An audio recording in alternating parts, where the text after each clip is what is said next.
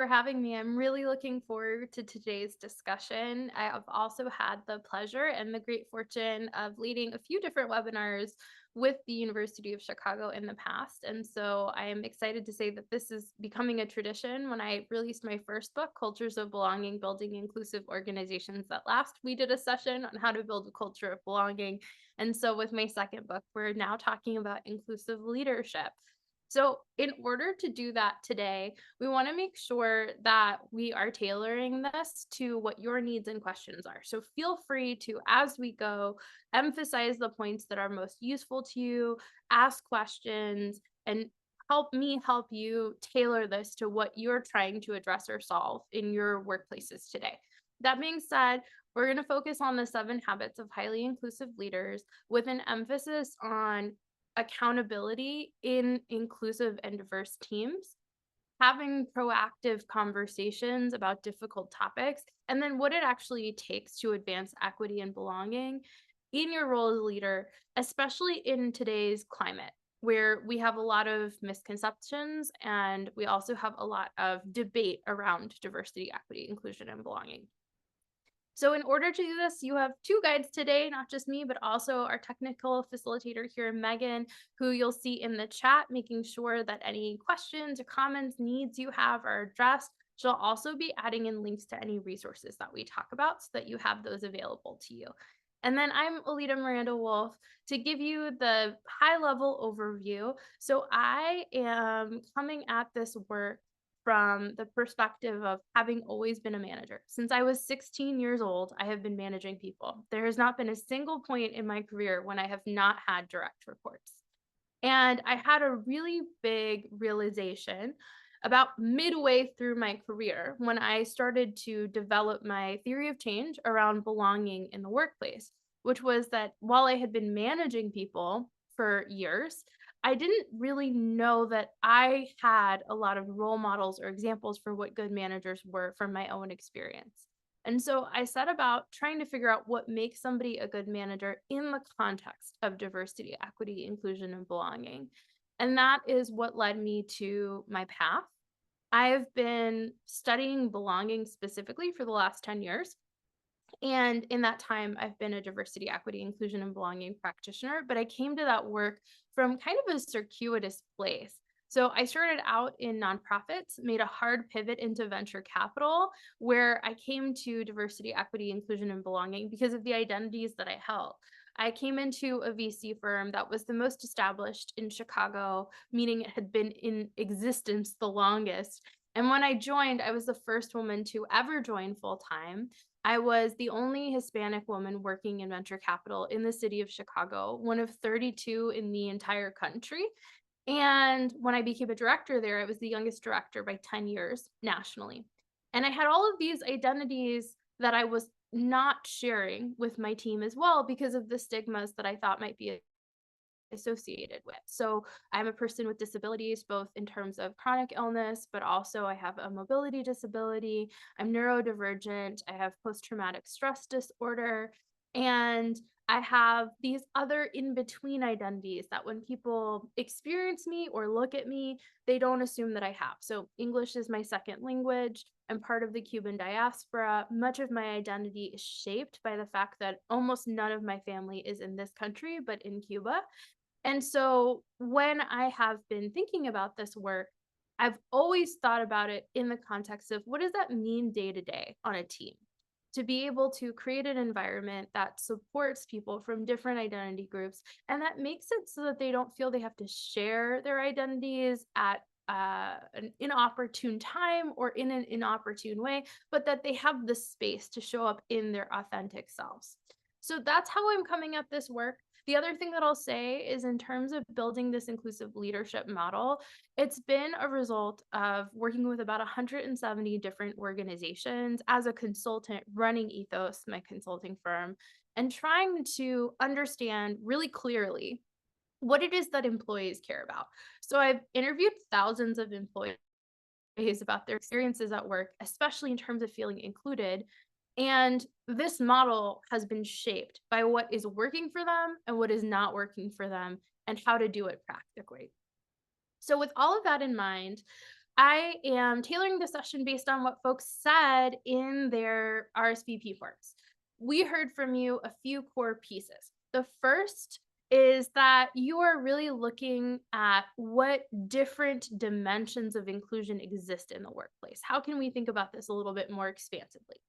There's also how we get to a sense of team cohesion when we have groups of people who are different, which is a common challenge that we see. The more diverse the organization, the harder it can be to align on one goal. And so, how do we get there?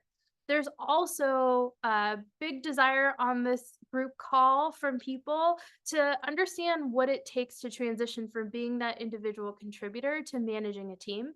And then finally, there were requests around making equitable decisions and also having accountability be a part of diversity, equity, inclusion, and belonging. Those things can seem like they're in tension. How do we build a bridge between them instead of seeing them be at odds? So, what I think is helpful here is to start with understanding yourself. When we talk about leadership styles, there can be a tendency for us to assume that we have to be one fixed thing. So you can chat at me if you've ever taken DISC or Myers-Briggs or StrengthsFinder. I'm going to just start this off by saying the most helpful piece of guidance I've ever gotten around these assessments, some of which I'm certified in and didn't hear in my own certifications, but came from a coach who was helping me, is when we look at these assessments, they're about our preferences. They're not fixed about who we are. Just like I might say that as in Meyer Briggs and ENFJ, I have a tendency to be planful and also empathetic. I can discount some of the pieces. I don't actually love to be in the spotlight, and I feel just as good when I'm on a team where I can follow others as lead them. So I have some preferences that align with my type, but it doesn't mean that's the whole of who I am. I think being able to understand all of these styles as preferences, where you can flex in and out of different styles based on the needs of a team, is what allows for us to create more inclusive environments while still keeping our own boundaries and needs intact. So, when we're thinking about something like management, it can be helpful to have a framework for what are the core things we actually need to do as managers, and then think about our preferences and how we do them. So when we think about the stages of management, we look at it in terms of the employee life cycle. So it's how people come into an organization, usually through a hiring process. And then how they actually perform their work in that organization is going to fall into this category of development. And in development, people are growing and learning and developing skills. Sometimes they're making mistakes, which requires a correction. That correction and development cycle is pretty ongoing and continuous, especially as we introduce new challenges, new work, new team members. If we're in a place where the corrections lead to more development, we might go into a path of promotion. Or if we're not able to make good on those corrections, it might lead to something like termination, whether that's voluntary or involuntary. So think about management as being responsible for guiding an employee through this entire cycle from start to finish, even if you're being slotted in at different places based on where you sit in that management. It's really about the how that means we're talking about inclusive management. These are just the core building blocks. And this is where understanding your preferences is especially helpful. So, knowing what your leadership style is means that you can decide when you're going to expend more or less energy. This is the way that I think about it. Whenever we're acting with our preferences, we're expending less energy. When we're acting against our preferences, it's more energetically expensive, but it doesn't mean that we can't do it. So, when I think about the visionary leadership style, these are folks who are really future oriented, who prefer to be at that 10,000-foot view, who care a lot about the future and how they are setting a course or a path to that future. These are people who say that they think big, they lead through inspiration, they get people on their teams really excited about what is happening in the long term. Now, coaching leaders tend to be much more focused on those one-to-one interpersonal relationships. Their focus and their true north is going to be tied to enhancing or expanding on the potential in their individual team members. So while a visionary leader is really driving a team forward by this vision for the future, a coaching leader is focused on how they're unlocking potential in the people that they lead. Affiliative leaders form strong bonds within their team. And so they're developing empathetic, caring, kind, gentle relationships that really facilitate team harmony. Affiliative leaders tend to have teams where folks view them as being part of the team. They're flatter teams. And affiliative leaders are very much focused on how do we create a setting where all of us are able to share and engage in reciprocity. Participative leaders tend to be subject matter experts. This is where a lot of folks transitioning from individual contributor to manager fall, because where they feel most comfortable and at home is being able to execute on work that they have mastered. So, participative leaders are the kinds of folks who get their hands dirty, who get into the work, who get into the projects, who step into the client call, or who add themselves onto the project tracker to make sure something gets done. And then the last two, I just want to name this framework is coming from Daniel Goleman, emotional intelligence, and how we apply that to leadership. There are two styles that have been kind of set aside as not being super helpful or useful that I want to recast the narrative around. So it's been argued that you don't want to be a pace setting leader or you don't want to be a directive leader. But again, I don't want to think about these terms in this concrete, essential way of this is who you are, but rather a style you can take. And a pace setting style can be very useful and important. Pace setting leadership looks like we have a goal, and I'm going to do absolutely everything in my power to set clear goals, deadlines, drive the team farther, and push them to that result, to that big stretch. You want a pace setting style when you have a sprint, when you have a major race, when you are trying to maybe take that vision that visionary leadership style brought us to and make it a reality in the next 6 months.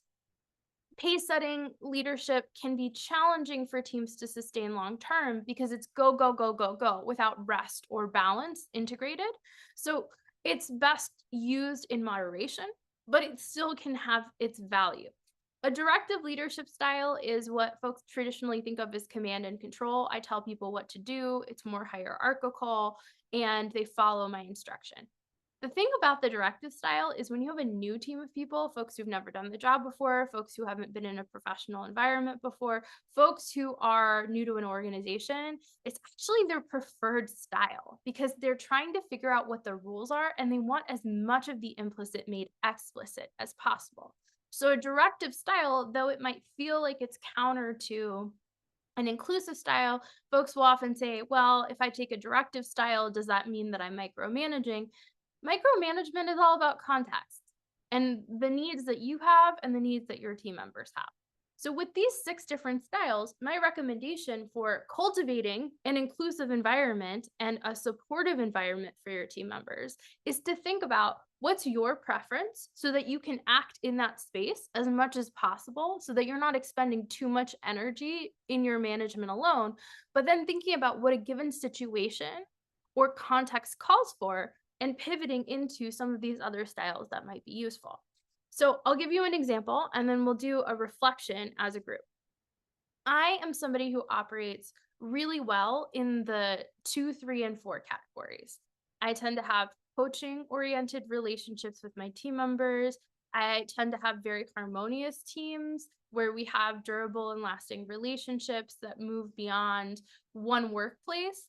And I am absolutely somebody who gets in the weeds and does the work. That's been true of me throughout my career. Those are all natural styles for me.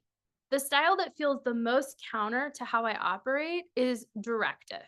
I don't like to tell people what to do, and I really don't like it when other people tell me what to do. So as a result, I can get into this space of feeling very uncomfortable. And when I have to go through and itemize exactly what I want people to do, how I want them to do it, and monitor them, it can feel very exhausting for me.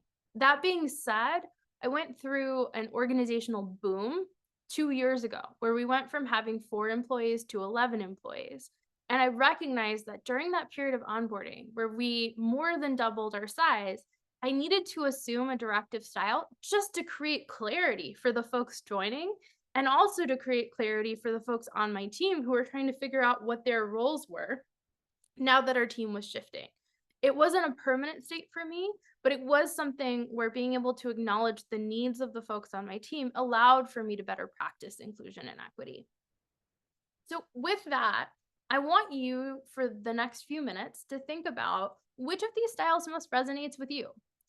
When you think about what would take the least amount of energy from you, which of these styles would be most helpful? How do you prefer to manage people? And where might you take a different approach in order to be more inclusive of folks who are different from you or who have different needs from you? In a moment, you're going to see an anonymous poll jump up where you'll be asked that second question: how do I prefer to manage? And that'll also give you a sense of what these different styles are. I'm happy to go over any of them if you have questions about them. But once you answer that question, really think about when this is working for you and when you might want to use a different style.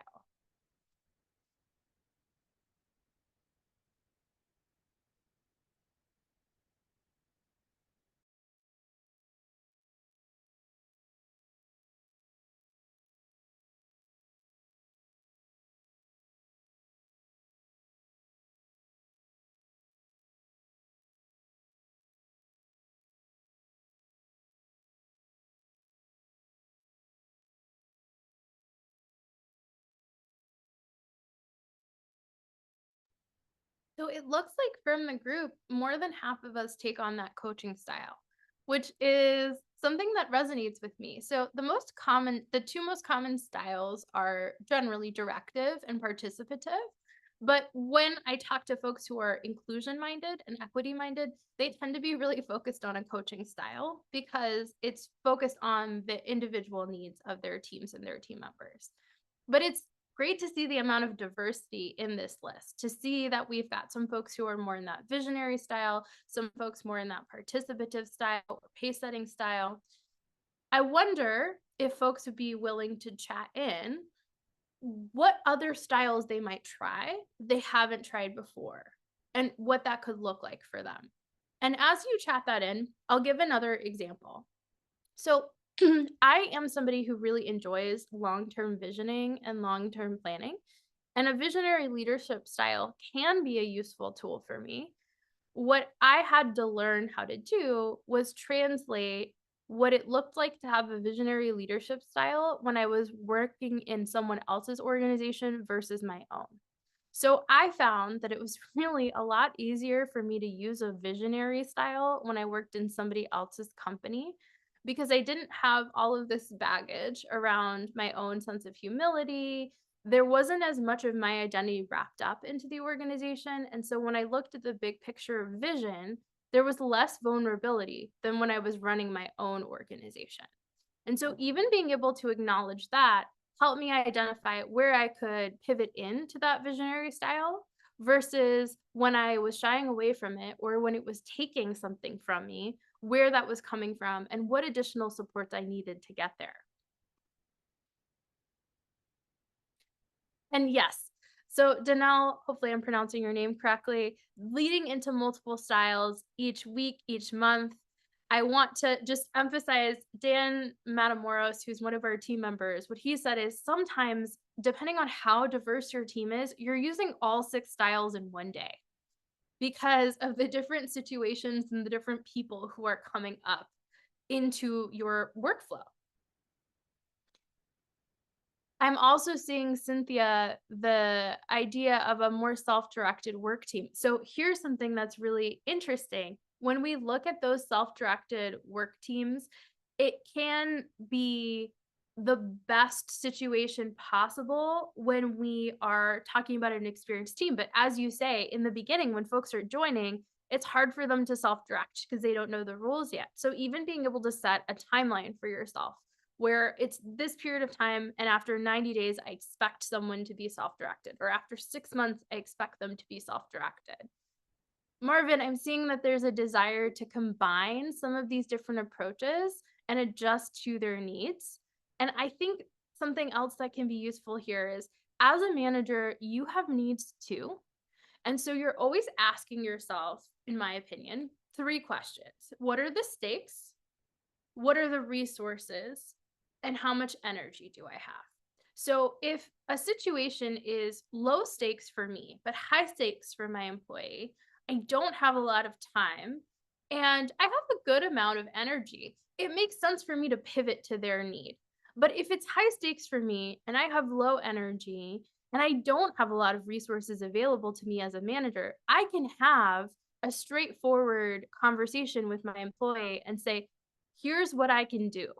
Here's how I'm going to show up.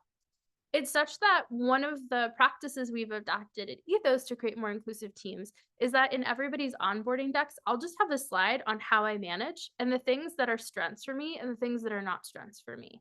And I'll tell people what I need from them in order to give them what they need from me. So if you want me to be more in the weeds with you and providing you with a task list or giving you more direct guidance, I have specific phrases I need you to use because otherwise I'm going to be in the work and assuming that you can do everything on your own because that is my general approach. And one of the lessons for me here, I had a team member who was an excellent team member, but was challenging for me to manage. And I just couldn't understand why I wasn't cracking the code with her. And we talked a lot about the fact that in her identities, especially in her neurodiversity, she said the words exactly like this. She said, I feel crushed by the weight of your belief in me. So my coaching style was on overdrive with her, and she really just needed me to be directive because where she was in her space and her needs, she wanted to have less pressure on her to unlock that potential. And being able to say, okay, clearly your need is greater than mine if you're feeling crushed and I'm not. So let's find a compromise was part of how we built that more balanced environment. But it doesn't mean that I go in and say, you know what, you need a directive style. So I'm going to be on top of your work every day. There are many contexts where I just can't do that. And so I'm setting expectations with folks of what I can offer them. So then when we think about these styles and these preferences, we can apply them to our day-to-day practices around creating inclusive environments. So what does that look like? I created a simple framework called the 7 Habits of Highly Inclusive Managers, but I started with an idea from the economist Nancy Fulbright when I did. So if folks are familiar with her, you might know that Nancy Fulbright is the economist who coined the term caring labor in 1999, 2000.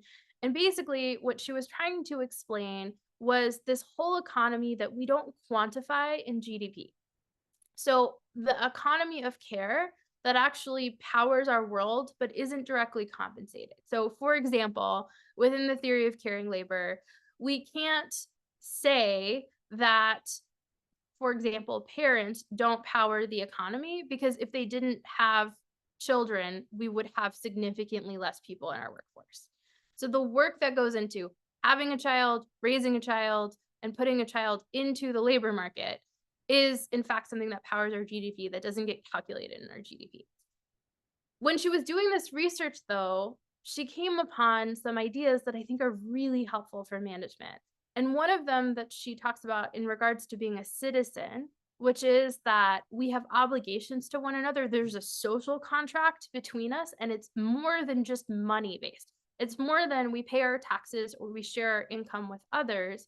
That our social contract in this idea of caring labor is that we have to share some of our time and our energy and even our affection with each other. And I think that this is very true of management because when we are managing people, the results that we are trying to drive, the metrics that we're being measured against are different than when we're individual contributors. We're being measured on how well our teams do, not how well we do. How well we do is how well our teams do, which means that we have to take care of them in order to get to the results that we're expected to deliver on. But more than that, when we take on the role of manager, we're signing up to be guides because a guide is ultimately what a manager is meant to be.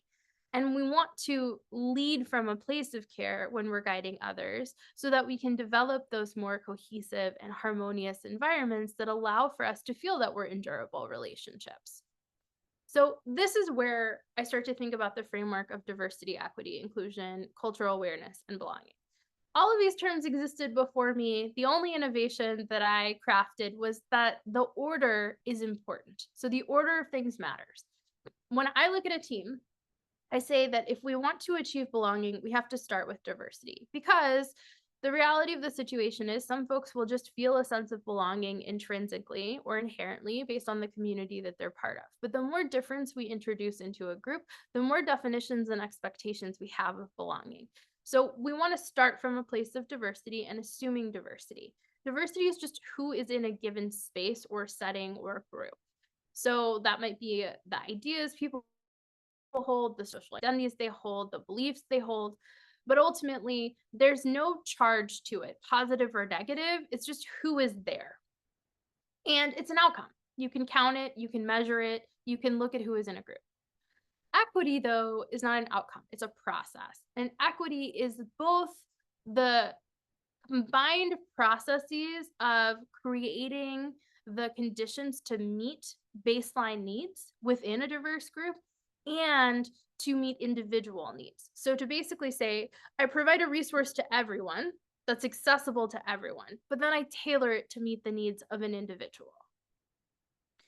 Inclusion, like diversity, is an outcome. It's just what we're measuring is different.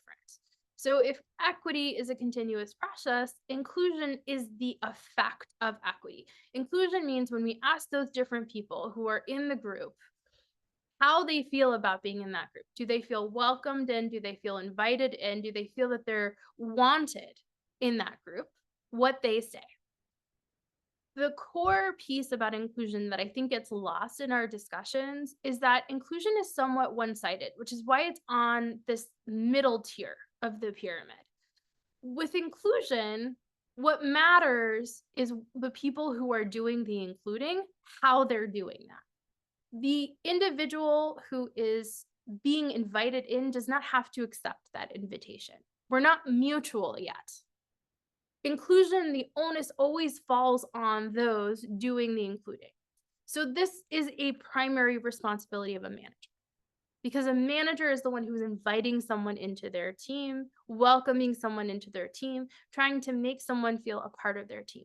Whether that individual says yes or no, though, is up to them. What is your responsibility as a manager is to create the conditions where they could accept, to make the invitation in the first place. Cultural awareness is where mutuality comes in. So when we have cultural awareness, this is when we are experiencing true appreciation. Appreciation meaning we have mutual understanding and we go out of each other's way to understand one another. And we celebrate what people are, who they are, what they bring to a given context. So cultural awareness is about constantly being able to shift cultural contexts and adapt, but knowing that this is something to be balanced, that it shouldn't be one-sided, and it also isn't about the transaction, but about the evolution of how we work together and make things together. And then belonging, some of you might be familiar with the traditional definition that became very popular in the 1990s with the theory of belongingness, that to belong is to matter. It's what gives people a sense of purpose in life. Belonging, psychological safety, and purpose are all directly linked from a psychological perspective. My work has been looking at what that means in the workplace. And so the way that I define belonging is that it involves feeling part of something greater than yourself that values and respects you and that you value and respect back. Essentially, 3 R's. Relationships, feel that I am in relationship to other people and that those relationships are lasting and meaningful and can persist beyond our context. So if we all leave this workplace, we still have a relationship with one another. Resources, I have the resources available to make that kind of investment in relationships possible. So something that I'll say often is if I'm in 8 Zoom meetings back to back to back, I'm probably not asking how somebody's knee surgery went, or if they saw the new movie that they were talking about last week. And those exchanges are what make us feel in relationship to each other. Additionally, if I know that my peer and I are paid differently for the same job, it's going to feel very hard for me to feel part of something greater than myself that I believe values and respects me. So, resources are essential to feeling belonging. And then reciprocity. Here's the tricky part with reciprocity. I don't mean one to one. So, if there are folks here familiar with Tom Wolfe's favor bank and the idea that you do things for people, they do things back, reciprocity principle in terms of the 6 principles of persuasion, that's not what I'm talking about. Reciprocity means that on a team, if there are, let's say, 6 of us on that team, and I need help, I know someone from that team will help me, even if I can't be the one who helps them next time, because it's the team meeting each other's needs, not about the tally, benchmarks of who is doing what for whom. That's what brings us to our key habits. So, our 7 habits of highly inclusive leaders are: 1, model growth oriented behaviors. This means that we are leading by example. If we are expecting things from our team members, we are showing them that we are doing those things too. As a manager, one of the biggest transitions is that everybody is watching you so much more closely than they were before. And they're watching you for subtle behaviors, not just the work product that you're producing. So when you model growth oriented behaviors, a way to think about this is a check the box on modeling growth oriented behaviors might be something like: you want folks on your team to engage in professional development courses. You raise your hand and say that you're taking a public speaking course.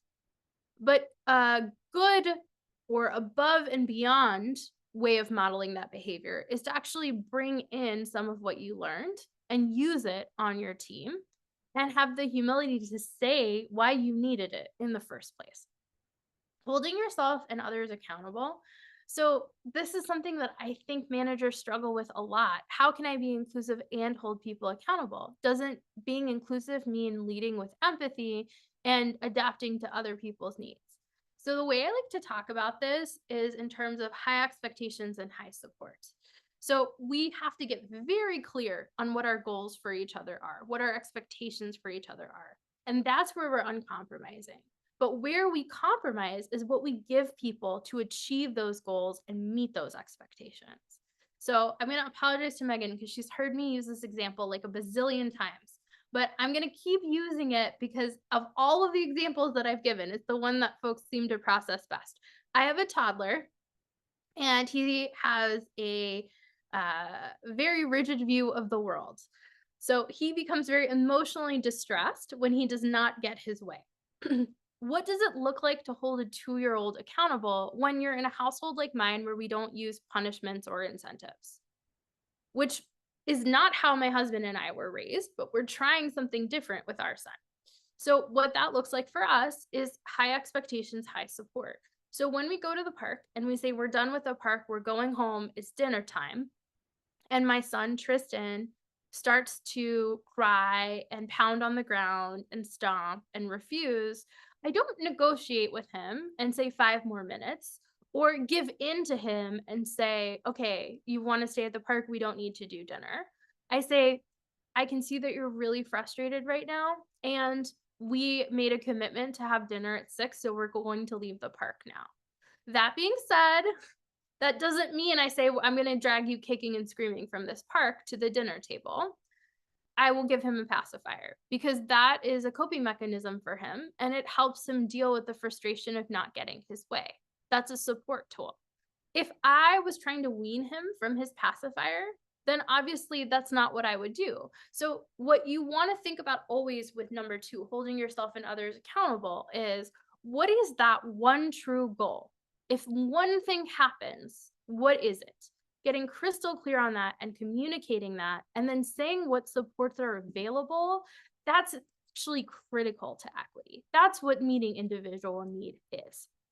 Sharing information and creating clarity is all about acknowledging that one of the ways that power dynamics show up most between social identity groups, but also levels, is who gets access to information and what they are given to be able to understand the information that's provided. So know that sharing information and creating clarity are not the same thing. They have to go hand in hand. I can give people information that they don't understand, and I'm not fully executing against this leadership tendency, right? Instead, what I want to focus on is how am I providing information in such a way that folks understand what their relationship is to it, how it affects them, and what they're expected to do with it. Proactively engaging in hard conversations based on the research that we've done with our teams, this is what scares managers the most. So, whether this is showing up on a day where there's been a massive international or political or social crisis and inviting folks to talk about it, or going out of your way before it's time to put someone on a performance improvement plan to explain why you think that they're tracking towards one, that's what it looks like to go to that contact boundary and start the conversation. Leading group dynamics is actually a core responsibility of management. Leading group dynamics more technically means doing things like leading effective meetings and making sure people understand their roles and responsibilities on project assignments. But it's also about how that team works together. And it often becomes very important to look at 5 and 1 together. So if you want your peer relationships on your team, the relationships between the different peers on your team, to go well, you actually have to model how you're making your own peer relationships work and function so that there's an actual example. Like me, when I was starting this workout, and I was like, I don't think I've had many good managers. There are going to be members of your team who haven't seen healthy, functional working relationships before. And so it's up to you to help create the conditions for those environments, but also model the behaviors that lead to them. Offering employees care is going back to the idea of caring labor by Nancy Fulbray. And Megan will link to more about Nancy Fulbray and caring labor if that's something that's interesting to you in the chat. But offering employees care is about helping them understand what their needs are and then providing options within your own boundaries that fulfill those needs. So when we think about care, we should really think about care as understanding what unmet needs are and working together to, at the very least, work towards fulfilling those needs. Now, when I say within your own boundaries, this doesn't mean that you have to play roles that violate your own way of being at work. So, offering an employee care, for example, when they're having a mental health crisis, doesn't mean that you have to show up and be a therapist to them.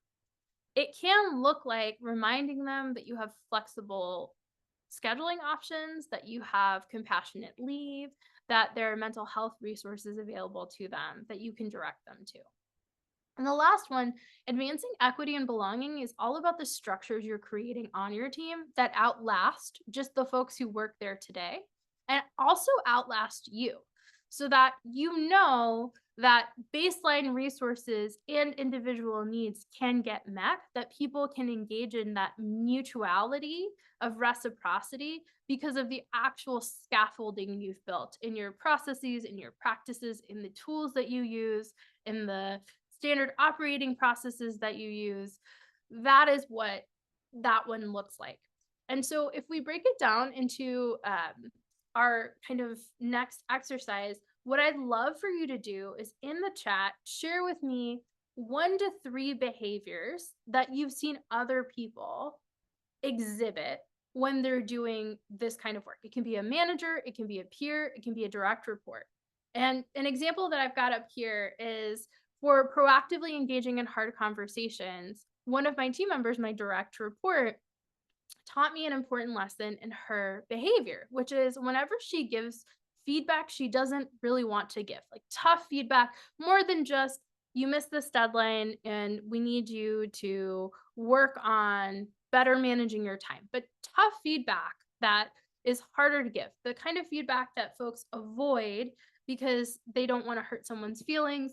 One thing that she always does is she ends tough feedback with a specific request that the recipient can fulfill. So, what that might look like is I'm giving feedback to somebody who maybe in my head I'm thinking, your vibe creates a lot of anxiety in me. So, she's really taking the time to say, When this person sends me 8 Slack messages in a row about the same project, what happens for me is that I become stressed and there's a great sense of urgency. So, my request is in the future, if possible, consolidate those 8 messages into one message or preface those messages by saying whether they're urgent to respond to or not. So that's what we're looking for. I'm going to put this slide back up of the 7 habits, and I would love for folks to chat in your examples of some of these behaviors that you've seen that you might want to adopt yourself.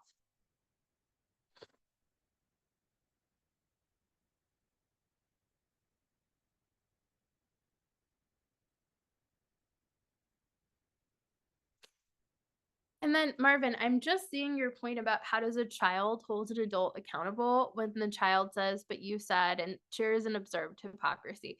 So here's what I can say. There we're talking about the power over problem. So when we look at power dynamics, power over, power with, power to, um, power over is when we have a clear dominant and clear dominated in a situation. And one of the challenges for parents all over the world is this relationship can be very complicated, especially depending on cultural contexts. So as a parent, you are the one who has to be able to shift to that feedback or that recommendation or that observation from a child.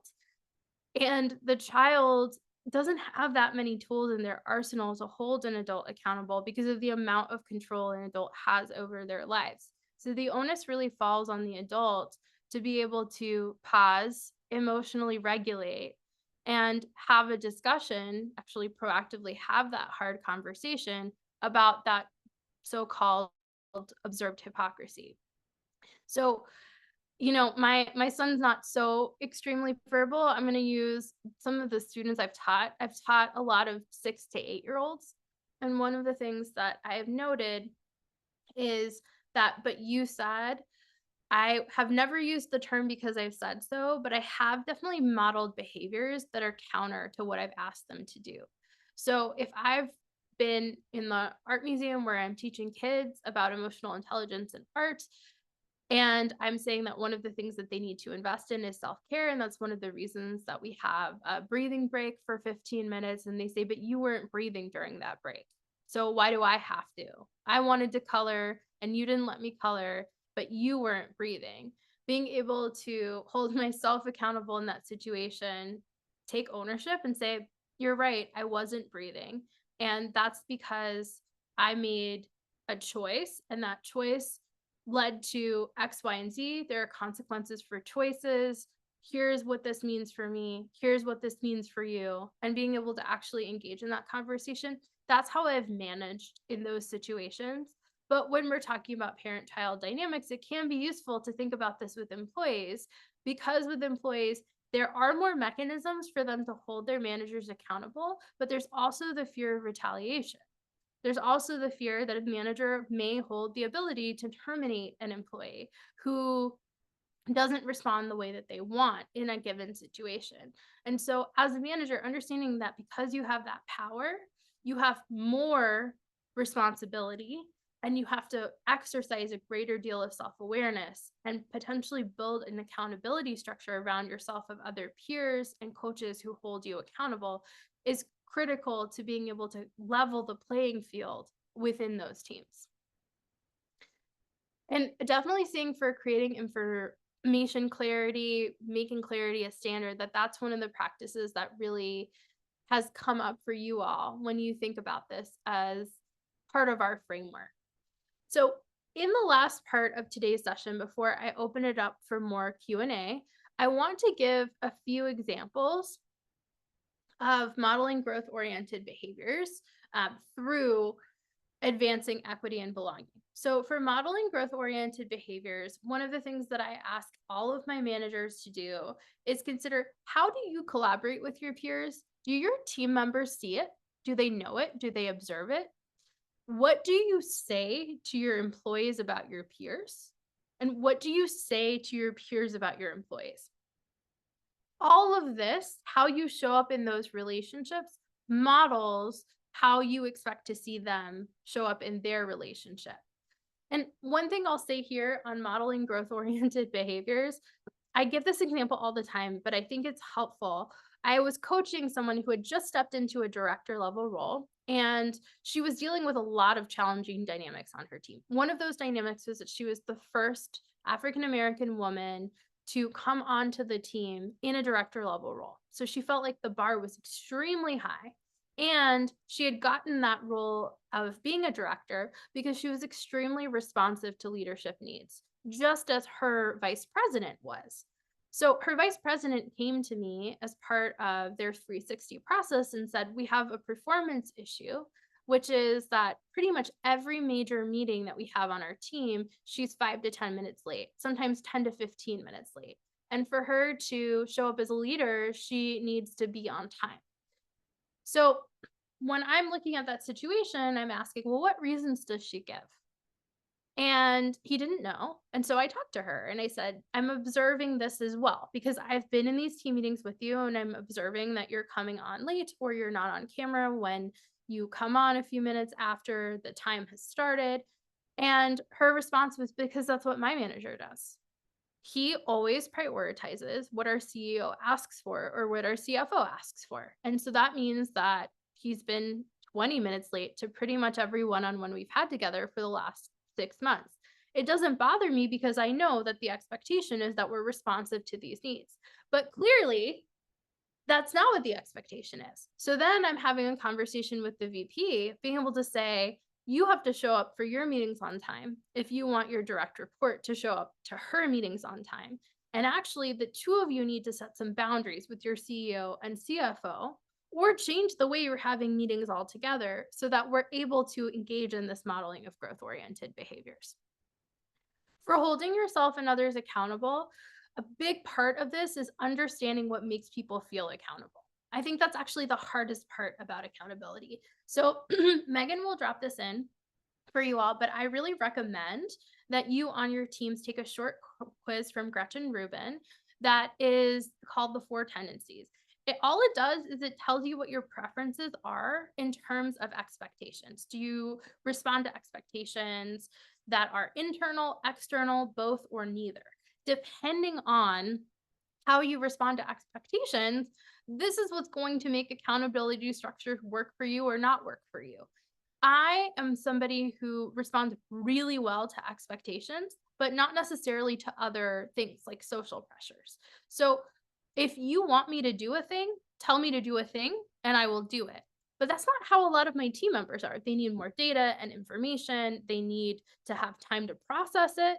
And then once they've come to their decision about it, then they'll be able to follow through and feel accountable. Also, related to that last example, don't ask your employees to be accountable to you if you're not accountable to them. So if you are not willing to give them grace when they make a mistake, then understand that you're going to have to hold yourself up to that high standard as well, so that you're able to, again, set what the expectations are clearly. Last thing I'll say here is when folks go from being individual contributors to managers, they often find that it's very hard to hold others accountable because the way that they do it and the power they have to do it has changed.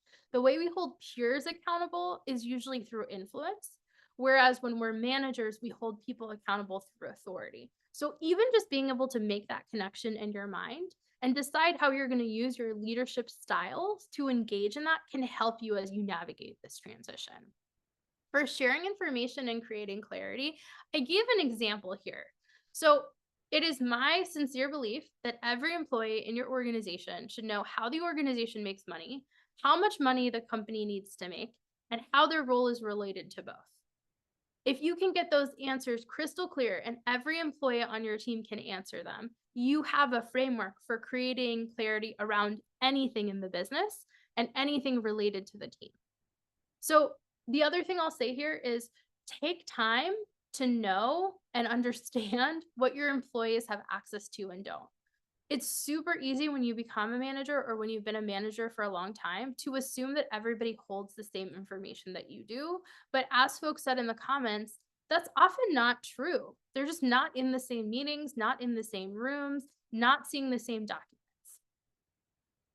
For proactively engaging in hard conversations, this is really about understanding what you have to give. So I have a colleague, Dory Blessoff, who is incredible and has been a leader in human resources management, but also in social justice and organizations for 30 years. So a true pioneer in this respect. And one of the things that she says is it is not about who you are or what you do, but what you contribute. And your contribution is your choice. So when you engage in these hard conversations, what you're doing is creating a space that allows for contribution, knowing that pass is always an option. It's also important to know what you can contribute and what you're bringing in to contribute in a given setting. For leading group dynamics, this is about really understanding that you don't control the team, but you guide the team, you set the standard. And so having community agreements that you hold everyone to, experimenting with new meeting formats, setting out standards for review, making sure those standards are consistent across your team. This is all part of leading group dynamics. For offering employees care, what I say here is the biggest challenge of management is that individual needs often clash with organizational goals. That's just the reality of the situation. Our workplaces are mostly not designed for people. People are designed in our weird, messed up society. We expect people to alter themselves to fit into a non-living, non-sentient environment instead of the reverse. You are essentially, when you become a manager, a mediator. That's what happens. You become a mediator in every respect of your occupation. And so offering care is often thinking about how you can do both. When those things come into clash, making a decision about which need you're going to prioritize and why, but also seeing if there's a way to make both possible. That being said, as an inclusive manager, you owe it to yourself to at least engage in the thought experiment to make the case for an employee, even if you're in a situation where you feel like that case may not be fair. I see this with managers all the time, where an employee will need a mental health day when you, as a manager or their peers, would never take one because the stakes are too high for the organization. I understand the impulse to just carte blanche say no, but making yourself go through the exercise of what would it look like to make a case for them and then making a decision is part of engaging in this principle. And then the last piece, if you can go ahead and look at what allows for us to create durable, long-standing relationships beyond the team that we're on, what resources do my team members need in order to do this? And what do I need to create on this team to ensure true reciprocity where people's needs are getting met? And it's not just on the basis of how strong a relationship between one or two people is. If you're actively thinking about practices for each and baking them into your team, you are engaging in this principle. So in terms of our next steps, I want folks to chat in what's the one main thing that leaving today's conversation they will do in the next day, in the next week, in the next month, based on what we discussed. How will you apply these learnings? And I want to take our last 4 minutes to look through our questions and see what would come up. And I know that there are a few questions already. So as folks chat in what their one thing is, yeah, Cynthia, I love that. Asking your manager about what his style is and seeing what that means. Like, what can you put together as a result? That's a super helpful conversation we often don't have. Megan will also put in the chat a link to 2 tools. One is user manuals. I encourage you to do those with your teams. And another is a preferences worksheet. If we can start laying out our preferences, it makes a lot of these negotiations between individual needs and organizational goals a lot easier because we can determine when we honor a preference and when we have to budge or compromise on a preference. And just looking at questions, one of the questions that came up that I think is useful. I'm just going through the chat, folks. So if you see me pausing for a moment, um, that's where this is coming from. So how do you make a hard conversation happen without feeling like you're giving canned responses? So I received this question and I think it's a really good one. The idea of canned responses, I think, is especially coming up because we have company sanctioned language that we're using, or in this world of putting out or issuing statements all the time about a given social issue or cause. Here's what I would say: when you're preparing or planning for a hard conversation, let's say it's about the election. We're doing a ton of work with our organizations about the stress of election season. Ask yourself what the conversation is for and who the conversation is for before you put those statements together. Whose needs are you trying to serve and why? What are you trying to accomplish? Going back to that analogy of mediators, something that I think is really important to remember, and I have never forgotten from my own training, is the piece about mediation that gets lost is that the best negotiators are mediators because they always start with what both or all three or all 10 parties have in common in terms of their goal. So when you think about your role as a manager, think about it as being the sleuth who figures out what our shared interest or our shared goal is in any given situation. So in our last minute here, I will wait to see if any other questions have come up. But in the meantime, I'm going to hand it over to you, Kashima, to close us out here.